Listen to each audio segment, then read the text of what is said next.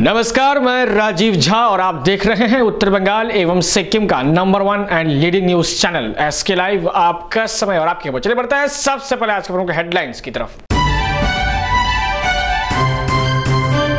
चोपड़ा में घायल कांग्रेस कर्मी शाहिद आलम की हुई मौत। डॉक्टर महेंद्र पी लामा को साझा उम्मीदवार घोषित करने का प्रस्ताव।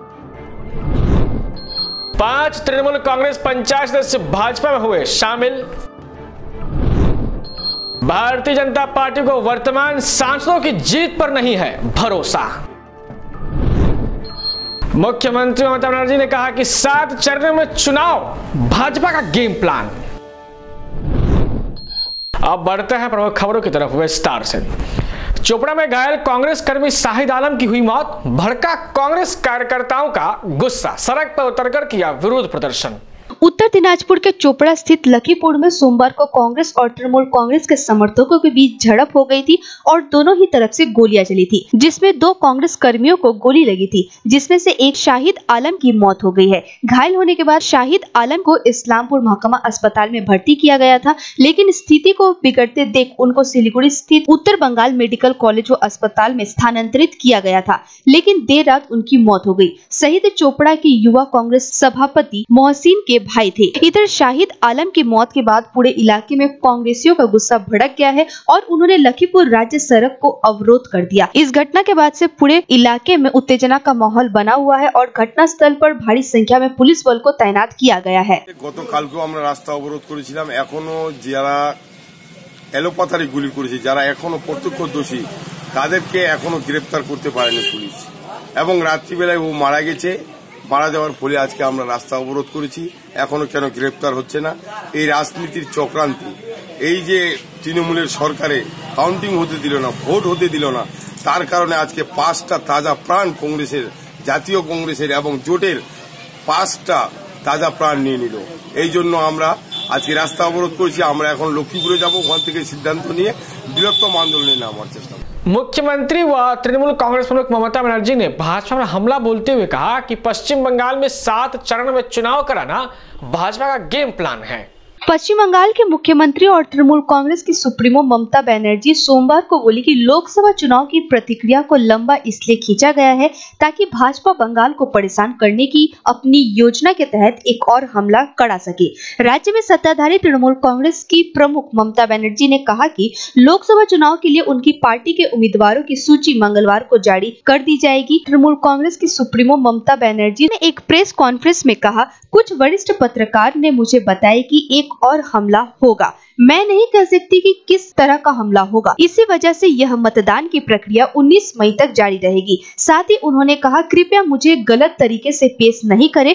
चुनाव आयोग जैसी संवैधानिक संस्था के लिए मेरे मन में बहुत सम्मान है, लेकिन पश्चिम बंगाल में माहौल खराब करना भाजपा की योजना का हिस्सा है। टीएमसी प्रमुख की टिप्पणियों को भारत की ओर से की जा सकने वाली संभावित सैन्य कार्रवाई की तरफ इशारा माना जा रहा है।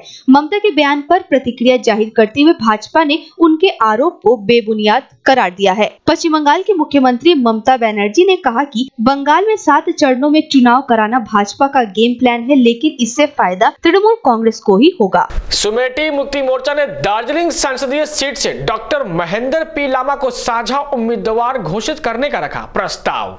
दार्जिलिंग संसदीय सीट से भूमिपुत्र या भूमिपुत्री को उम्मीदवार बनाया जा सकता है। जीटीए के चेयरमैन तथा गोजमुमो प्रमुख विनय तामांग ने ऐसी घोषणा कर चुके हैं, लेकिन इसी बीच सुमेटी मुक्ति मोर्चा ने प्रसिद्ध शिक्षाविद डॉक्टर महेंद्र पी लामा को दार्जिलिंग संसदीय सीट से संयुक्त उम्मीदवार घोषित करने का प्रस्ताव रखा है। सुमेटी मुक्ति मोर्चा की तरफ से सभी राजनीतिक पार्टियों से अपील किया गया है कि वे लामा के समर्थन में आए और उनको साझा उम्मीदवार घोषित किया जाए। लोकसभा चुनाव की घोषणा के बाद अलीपुर से वामफ्रंट सांसद उम्मीदवार मिली तिर्की ने शुरू की प्रचार अभियान।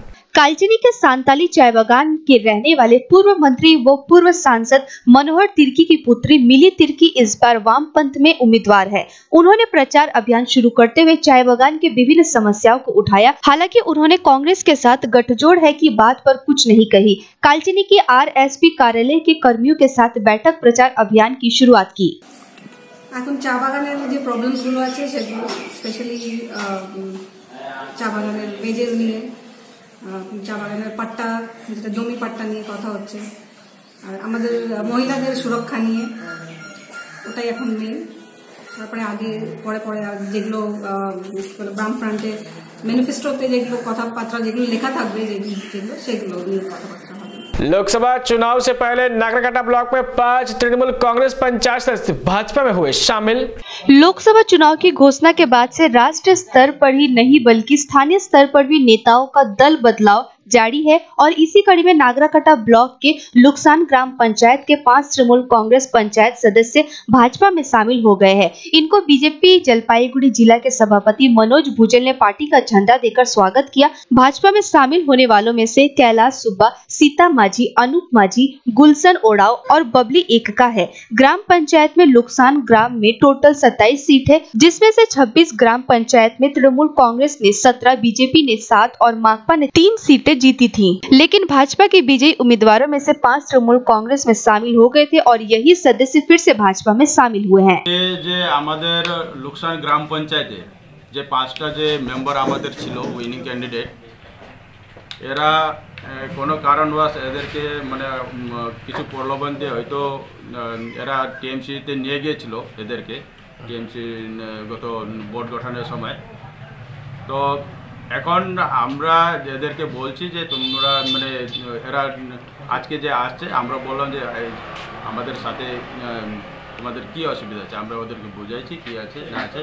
তো এরা সবাই আজকে প্রধানমন্ত্রীর যে কাজকর্ম আছে দেশের জন্য, তো ওইটা চিন্তা ভাবনা করে আজকে এরা আমাদের দলে ফিরে আসছে আর আমরা এদেরকে স্বাগত করব। फिलहाल समय हो चुका है एक छोटे से ब्रेक का। हम लौटते हैं इस ब्रेक के बाद। आप कहीं मत जाइए, बने रहिए एसके लाइव के साथ।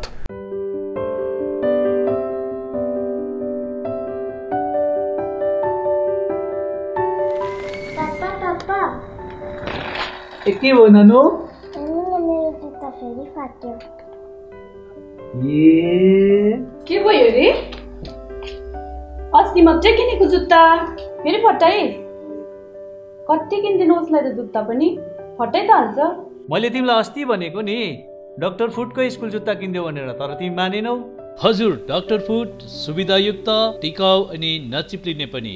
ब्रेक के बाद आप सभी का स्वागत है। इसके में बढ़ते हैं खबरों की तरफ।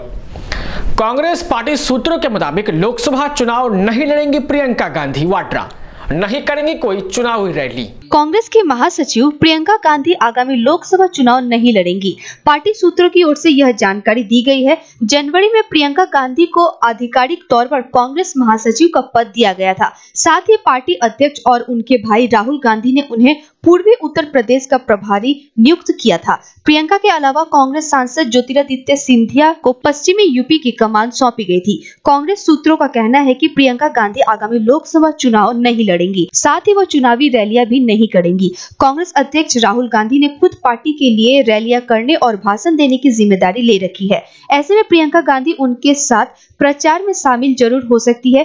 कांग्रेस में प्रियंका की एंट्री के बाद राहुल ने कहा था कि उन्हें यूपी में कांग्रेस संगठन को मजबूत करने की जिम्मेदारी दी गई है। इसके बाद प्रियंका और राहुल ने लखनऊ में एक रोड शो भी किया था। कांग्रेस में शामिल होने के बाद से प्रियंका ने सार्वजनिक मंच पर अब तक कोई भाषण नहीं दिया है। लखनऊ के रोड शो से लेकर पार्टी कार्यालय में भाषण का जिम्मा भी राहुल गांधी ने ही संभाला था। हालांकि प्रियंका दिल्ली से लेकर यूपी तक ताबड़तोड़ बैठकें जरूर कर रही हैं। इसी कड़ी में पिछले महीने उन्होंने 3 दिन लखनऊ में गुजारे और वहां पार्टी कार्यकर्ताओं के साथ मैराथन बैठकों में हिस्सा भी लिया था। पार्टी के रुख से साफ है कि प्रियंका पर्दे के पीछे रहकर ही कांग्रेस को मजबूत करने का काम करेंगी। राज्य और केंद्र सरकार की उदासीनता से परेशान है कूच बिहार जिले में ग्रामीण संपदा विभाग में कार्य करने वाले कर्मचारी। कूच बिहार में 2015 साल में 2280 लोगों को ग्रामीण संपदा कर्मी रूप में नियुक्त किया गया था, लेकिन 4 साल बीत जाने के बाद भी अभी तक इनको नियमित नहीं किया गया है और न ही नियुक्ति पत्र दिया गया है। इससे इन लोगों को काफी समस्याओं का सामना करना पड़ रहा है।